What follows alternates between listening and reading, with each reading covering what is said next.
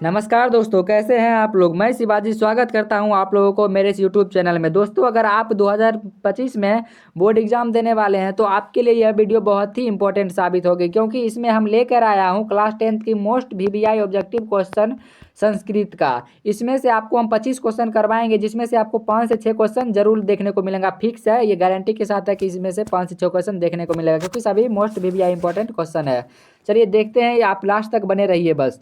चलिए, पहला क्वेश्चन है, अवैर करुणा और मैत्री भाव से किसकी उत्पत्ति होती है। अवैर करुणा और मैत्री भाव से किसकी उत्पत्ति होती है। अशांति, शांति, उपद्रव की, स्थिरता की, शांति की उत्पत्ति होती है। हम आपको फास्ट फास्ट में कराएंगे क्वेश्चन, क्योंकि टाइम बहुत ही कम है आपको एग्जाम के। चलिए, शास्त्रकारा पाठ में उठकर सादर अभिवादन कौन करते हैं। शिक्षक, शिक्षिका, राजा, छात्रगण। छात्रगण शास्त्रकारा पाठ में उठकर सादर अभिवादन करते हैं। चलिए अगला क्वेश्चन, न्याय दर्शन के प्रवर्तक कौन है। न्याय दर्शन के प्रवर्तक कौन है। कणाद, कपिल, गौतम, जैमिनी। न्याय दर्शक के प्रवर्तक गौतम है। सी नंबर हो जाएगा। चलिए अगला क्वेश्चन, अगला क्वेश्चन है 4 नंबर, दुख का विषय क्या है। दुख का विषय शांति, अशांति, हिंसा, आतंकवाद। दुख का विषय अशांति है। चलिए अगला क्वेश्चन, कर्ण शक को चौथी बार क्या देना चाहा। कर्ण शक को चौथी बार क्या देना चाहा। हाथी, घोड़ा, गाय, सोना। चौथी बार सोना देना चाहा कर्ण शक को। चलिए अगला क्वेश्चन, मैथिली भाषा के कवि कौन है। मैथिली भाषा के कवि कौन है। राजशेखर, विद्यापति, दामोदर गुप्त, कालिदास। मैथिली भाषा के कवि विद्यापति हैं। B number. चलिए अगला क्वेश्चन, आलस कथा में आग कब लगाई गई। आलस कथा में आग कब लगाई गई। रात में, दिन में, जब सब सो रहे थे, जब सब भोजन कर रहे थे। कब लगाई गई थी। जब सब सो रहे थे उस वक्त आलस कथा में आग लगाई गई थी। चलिए अगला क्वेश्चन, लौकिक संस्कृत साहित्य में लगभग कितने कवित्रियों के पद मिलते हैं। लौकिक संस्कृत साहित्य में लगभग कितने कवित्रियों के पद मिलते हैं। ये 40 कवित्रियों के पद मिलते हैं। आपको हम फास्ट फास्ट में 25 क्वेश्चन मात्र करा रहे हैं, उसमें से आपको 5 से 6 क्वेश्चन जरूर देखने को मिलेगा। आप बस अंत तक वीडियो में बने रहें। शंकर चरित्र के रचनाकार कौन है। शंकर चरित्र के रचनाकार कौन है। पंडिता क्षमा राव, वनमाला भवालकर, विजयांका, मिथिलेश कुमारी मिश्र। पंडिता क्षमा राव हैं।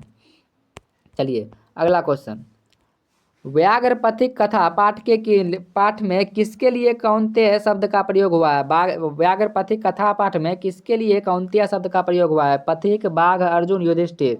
ये हुआ है पथिक के लिए। यहाँ व्याघ्र पथिक कथा में कौंतेय शब्द का उपयोग पथिक के लिए यानी जो था। मंदाकिनी वर्णम पाठ रामायण के किस कांड से संकलित है। मंदाकिनी वर्णम रामायण के किस कांड से संकलित है। बाल कांड, सुंदर कांड, अयोध्या कांड, अरण्य कांड। ये हो जाएगा अयोध्या कांड से। चलिए अगला क्वेश्चन, राम मंदाकिनी की शोभा किसको दिखा रहे हैं। राम मंदाकिनी की शोभा सीता को दिखा रहे हैं, सीता माता को। ये तो आपको पता ही होगा। पथिक स्नान करने कहाँ गया। पथिक स्नान करने कहाँ गया। तालाब में, नदी में, झरना में, समुद्र में। जल्दी इसका बताइए। तो पथिक स्नान करने तालाब में गया था। चलिए अगला क्वेश्चन, दान किसको देना चाहिए। दान किसको देना चाहिए। धनी को, दरिद्र को, बूढ़े को, लाचार को।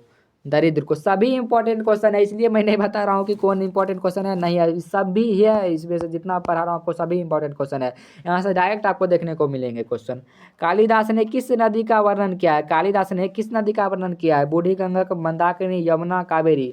कालिदास ने मंदाकिनी का वर्णन किया है। चलिए अगला क्वेश्चन, बूढ़े बाघ के हाथ में क्या था। बूढ़े बाघ जो था उसके हाथ में क्या था। सोने का कंगन, चांदी का कंगन, तांबे का कंगन, लकड़ी का कंगन। बूढ़े बाघ का हाथ में चांदी का कंगन था। चलिए अगला क्वेश्चन, व्याघ्र पथिक कथा किस ग्रंथ से उद्धत है। व्याघ्र पथिक कथा जो है वो किस ग्रंथ से उद्धत है। हितोपदेश, पंचतंत्र, नीति श्लोक, रघुवंश। यह हितोपदेश से संकलित है। चलिए मतलब उद्धत है हितोपदेश से।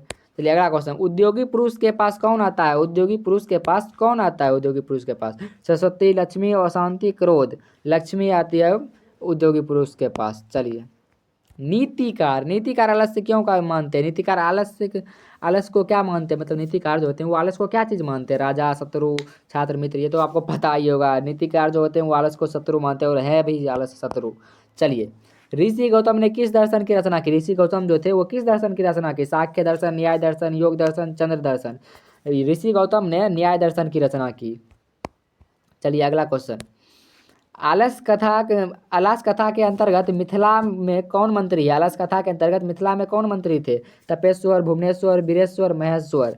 आलस कथा के अंतर्गत मिथिला में बीरेश्वर मंत्री थे। चलिए अगला क्वेश्चन, वनवास प्रसंग में राम सीता लक्ष्मण के साथ कहाँ पहुँचते हैं? वनवास प्रसंग में राम सीता लक्ष्मण के साथ कहाँ पहुँचते हैं? चित्रकूट, स्वर्णकूट, चित्रकूट, पर्णकूट, कहाँ पे पहुँचते हैं? ये चित्रकूट पे पहुँचते हैं। चलिए, एक देश दूसरे देश को क्या कहकर जलता है? देश दूसरे देश को क्या देखकर जलता है? अपकर्ष, उत्कर्ष, आकर्ष, परापकर्ष। उत्कर्ष देख कर जलता है। चलिए, वो तो आपको पता है बस। सरस्वती का कुलगिरी कौन सा महानगर था? सरस्वती का कुलगिरी कौन सा महानगर था? भागलपुर, नालंदा, पाटलिपुत्र, दरभंगा। ये था पाटलिपुत्र था। चलिए, लास्ट क्वेश्चन आज का। मंदाकिनी नदी किस पर्वत के निकट बहती है? मंदाकिनी नदी किस पर्वत के निकट बहती है? मल्ल पर्वत, मंदार पर्वत, चित्रकूट पर्वत, गिरधकूट पर्वत। किस पर्वत के निकट बहती है? यह बहती है चित्रकूट पर्वत। ये आज का रहा 25 VVI इंपॉर्टेंट क्वेश्चन है। ऐसे ही हम आपको 300 प्लस क्वेश्चन करवाएंगे, जिसमें से आपको एक भी क्वेश्चन बाहर जाने वाला नहीं है। यहाँ से 5 से 6 क्वेश्चन आपको डायरेक्ट एग्जाम में देखने को मिलेगा। इसलिए आप मेरे चैनल को सब्सक्राइब कर लीजिए और लास्ट तक बने रहिए एग्जाम तक। चलिए, थैंक यू। जय हिंद, जय भारत।